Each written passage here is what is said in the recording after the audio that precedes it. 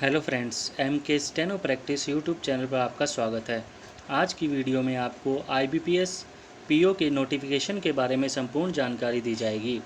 आप इसका notification IBPS की वेबसाइट से डाउनलोड कर सकते हैं, वरना आप टेलीग्राम में जाकर, जिसका लिंक आपको डिस्क्रिप्शन बॉक्स में मिल जाएगा, वहाँ से PDF डाउनलोड कर देख सकते हैं।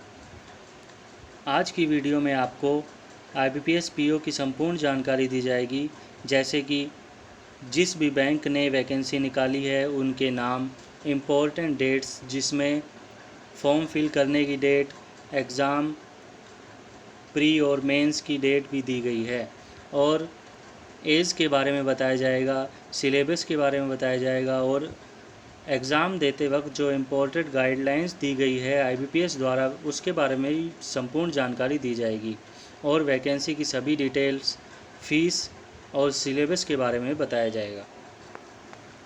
तो वीडियो स्टार्ट करते हैं। जैसा कि आप स्क्रीन पर देख सकते हैं, जो भी बैंक के नाम दिए गए हैं, Bank of Baroda, Bank of India, Bank of Maharashtra, Canara Bank, Central Bank of India, Indian Bank, Indian Overseas Bank, Punjab National Bank, Punjab and Sind Bank, UCO, Union Bank of India, इन सभी बैंक की वैकेंसी IBPS PO में दी गई है। नेक्स्ट आप देख सकते हैं, एग्ज़ाम में जो फॉर्म फिल करने की डेट है वो दी गई है 5/8/2020 से लेकर 26/8/2020 के बीच में आप फॉर्म फिल कर सकते हैं।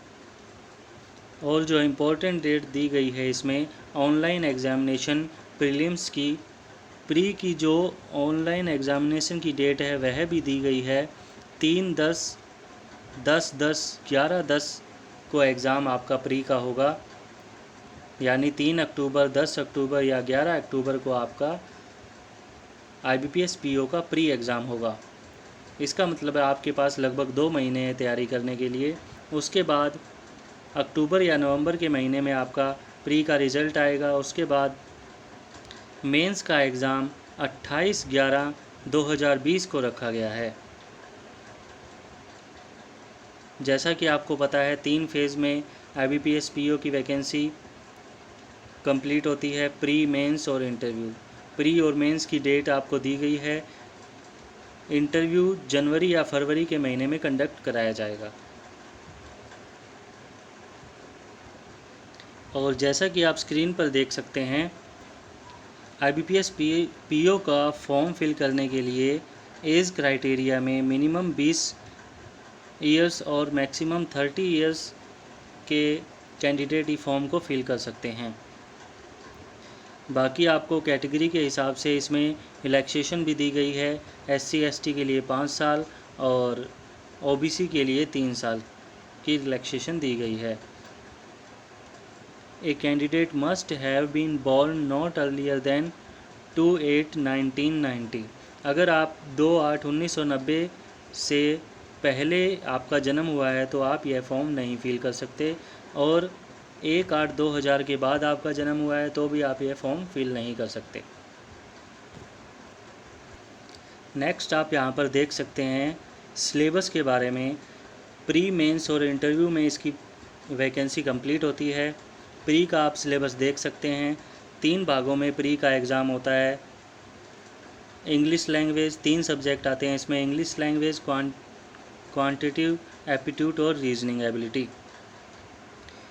इंग्लिश में नंबर ऑफ़ क्वेश्चन 30 होते हैं और 30 ही नंबर के 30 ही मार्क्स होते हैं इनके। इसके लिए टोटल आपको 20 मिनट दिए जाएंगे। इंग्लिश के लिए तीनों सब्जेक्ट के लिए आपको 20-20 मिनट दिए जाते हैं, और मैथ्स और रीजनिंग के लिए आपको 35-35 क्वेश्चन 35 नंबर के ही आएंगे। टोटल 100 नंबर का एग्ज़ाम होता है। इसमें टोटल आपको 1 घंटे का एग्ज़ाम होता है जिसे आप कर सकते हैं। नेक्स्ट इसमें आप देख सकते हैं मेंस के एग्ज़ाम का सिलेबस। इसमें टोटल 5 सब्जेक्ट होते हैं। फर्स्ट है रीजनिंग और computer, second journal awareness, third है इंग्लिश, और fourth data analysis and entrepreneurship यानी मैथ्स। मेंस में रीजनिंग और कंप्यूटर के टोटल 45 क्वेश्चन आते हैं जो 60 नंबर के होंगे, और जीके के 40 क्वेश्चन आएंगे जो 40 नंबर के होंगे। इंग्लिश लैंग्वेज के 35 क्वेश्चन आएंगे जो 40 नंबर के होंगे, और डेटा एनालिसिस में 35 क्वेश्चन आएंगे जो 60 नंबर के होंगे। टोटल इसमें 155 क्वेश्चन दिए जाते हैं जो टोटल 200 नंबर के होते हैं, और आपको इसके लिए 3 घंटे का समय भी दिया जाता है। इसके बाद आपका एक और टेस्ट होता है जो इंग्लिश लैंग्वेज में होगा, लेटर राइटिंग और एसे का, जिसमें 2 क्वेश्चन आते हैं, एक लेटर राइटिंग, दूसरा एसे राइटिंग। इसमें टोटल आपको 25 मार्क्स गेन करने होते हैं। यह इंग्लिश में होता है, इसके लिए आपको 30 मिनट दिए जाते हैं। एग्ज़ाम्स में रॉन्ग आंसर के लिए आपको पेनल्टी के रूप में 0.25 की नेगेटिव मार्किंग भी होती है। और इस नोटिफिकेशन की एक इम्पोर्टेंट गाइडलाइंस यह भी है कि जैसा कि आप जानते हैं कोरोना वायरस बहुत फैल चुका है, उसे मद्देनज़र रखते हुए IBPS ने social distancing mode conduct of exam related instruction दिए गए हैं, जिसमें कि आप स्क्रीन पर देख सकते हैं। ऑप्शन ए में दिया गया है mask. Wearing A mask is compulsory. बिना मास्क के आपको एग्ज़ाम सेंटर में अलाउ नहीं किया जाएगा। मास्क पहनना कंपलसरी कहा गया है, और ग्लव्स भी होने चाहिए आपके पास। पर्सनल ट्रांसपेरेंट वाटर बोतल, आपके पास एक खुद की पर्सनल ट्रांसपेरेंट वाटर बोतल होनी चाहिए। पहले तो आपको एग्ज़ाम सेंटर पर ही पानी मिल जाया करता था, लेकिन कोरोना की वजह से इस बार ऐसा नहीं होगा। आपके पास खुद की पर्सनल ट्रांसपेरेंट वाटर बोतल होनी चाहिए, और एक पर्सनल हैंड सैनिटाइज़र 50 ml का होना चाहिए, और एक सिंपल पेन और एग्ज़ाम रिलेटेड डॉक्यूमेंट जैसे कि call letter, admit card, ID card original और उसकी फ़ोटोकॉपी होनी चाहिए। और नेक्स्ट इंस्ट्रक्शन दिए गए हैं वो आप पढ़ सकते हैं। 4th नंबर इंस्ट्रक्शन है, candidate should not share any of their personal belongings material with anyone. जो भी कैंडिडेट एग्ज़ाम देने गए हैं वह अपनी पर्सनल बिलोंगिंग्स मटेरियल जो भी उनके पास है वह किसी से भी शेयर नहीं कर सकते हैं। Candidate should maintain safe social distancing with one another. Candidate को दूसरे कैंडिडेट से सोशल डिस्टेंसिंग का पालन करना होगा। Candidate should stand in the row as per the instruction provided at venue. जैसा कि आपको एग्ज़ाम सेंटर पर इंस्ट्रक्शन दिए जाएंगे उसी प्रकार आपको रो में खड़े होकर ही एग्ज़ाम के लिए जाना है। If candidate is availing the scribe, then scribe also should bring their own gloves, N95 mask, sanitizer 50 ml and water बोतल, जो कि मैं आपको पहले ही बता चुका हूँ। Wearing A mask is compulsory. Mask पहनना कंपलसरी है।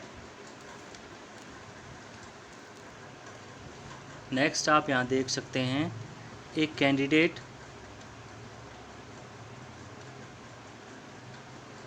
Candidate must have Aarogya Setu app install on his mobile phone. प्रत्येक कैंडिडेट को अपने मोबाइल फ़ोन में आरोग्य सेतु ऐप इंस्टॉल करके जाना पड़ेगा। The Aarogya Setu status must show candidates risk factor. और आरोग्य सेतु ऐप में कैंडिडेट्स की रिस्क फैक्टर को देखा जाएगा। A candidate will have a display this status to the security guard at the entry into the exam venue. जब कैंडिडेट एग्ज़ाम वेन्यू पर जाएगा तो वह सिक्योरिटी गार्ड को आरोग्य सेतु ऐप में अपना स्टेटस दिखाएगा। In case a candidate does not have a smartphone, he she will have to bring in a sign declaration to this effect and show the same to the security guard at the entry into the exam venue। अगर किसी candidate के पास smartphone नहीं है तो वह एक declaration sign करके लेके जाएगा जो दिखाएगी, जो कि सिक्योरिटी गार्ड को सेम जैसा ऐप दिखाया जाएगा वैसे ही वह डिक्लेरेशन दिखाई जाएगी एंट्री के टाइम। कैंडिडेट विद मॉडरेट और high risk status on Aarogya Setu will not be allowed entry. अगर आपके आरोग्य सेतु ऐप में हाई रिस्क स्टेटस दिखाया जाएगा तो आपको एंट्री अलाउ नहीं की जाएगी। In case any of the responses in declaration suggest कोविड-19 infection symptoms the candidate will not be permitted inside the exam venue. अगर कहीं भी किसी भी तरह से पाया गया कि आप कोविड-19 से इफ़ेक्ट हैं या आप में सिम्टम्स पाए गए तो आपको एंट्री एग्ज़ाम वेन्यू में नहीं दी जाएगी। This instruction is also applicable to the scribe brought by the candidate। यह सेम इंस्ट्रक्शन कैंडिडेट के साथ आए हुए स्क्राइब के बारे में भी दी गई है। After Aarogya Setu status display at the entry gate, candidate will be required to switch off their mobile phones and deposit it at the designated location to the collected while exiting. और साथ में यहाँ पर यह भी बताया गया है कि आप आरोग्य सेतु ऐप में अपना रिस्क फैक्टर दिखाने के बाद मोबाइल को स्विच ऑफ करके जमा करा देंगे और जाते वक्त उसे ले सकते हैं। All candidates will be checked with thermoguns at the entry point for temperature. आपका वहाँ टेम्परेचर थर्मोगन से भी चेक किया जाएगा। In case any person is observe to be having above normal temperature. अगर किसी भी कैंडिडेट का नॉर्मल टेम्परेचर से अधिक पाया गया और displaying any symptoms of virus, अगर किसी वायरस का भी सिम्टम्स पाए गए, they will not B allow entry into the venue. Venue में आपकी एंट्री को अलाउ नहीं किया जाएगा। नेक्स्ट आप यहाँ पर देख सकते हैं कैंडिडेट के रजिस्ट्रेशन के बारे में यहाँ कहा गया है। Candidate registration will be done through photo capture. Photo capture की जाएगी आपकी वहाँ पर। Photo will be taken while candidate is standing. जब कैंडिडेट खड़ा होगा उसकी फ़ोटो ली जाएगी। Seat number will be given to the candidate. और कैंडिडेट को सीट नंबर दिया जाएगा। और एक इम्पॉर्टेंट चीज़ आपको यहाँ दी गई है rough sheet, call letter and ID proof management के बारे में। Rough sheet kept at each candidate desk will be used by candidate. No additional sheet will be provided during the exam. जो शीट आपको आपकी सीट पर मिलेगी, आपके desk पर जो शीट आपको पेपर शीट, रफ़ शीट दी जाएगी, उसके अलावा आप एडिशनल शीट्स नहीं ले सकते। यानी जो भी आपके पास सीट होगी डेस्क पर, आपको उसी पर अपना रफ़ काम करना होगा, आपको एडिशनल सीट नहीं मिलेगी। Candidate must follow the instruction related to dropping the call letter with the ID proof, copy in the boxes providing at the exit of lab venue। और कैंडिडेट को सभी इंस्ट्रक्शन कॉल लेटर को drop करने से related, ID proof की copy को box में डालने से रिलेटेड वहाँ पर दिए जाएंगे। आपको उसका अच्छी तरह से पालन भी करना है।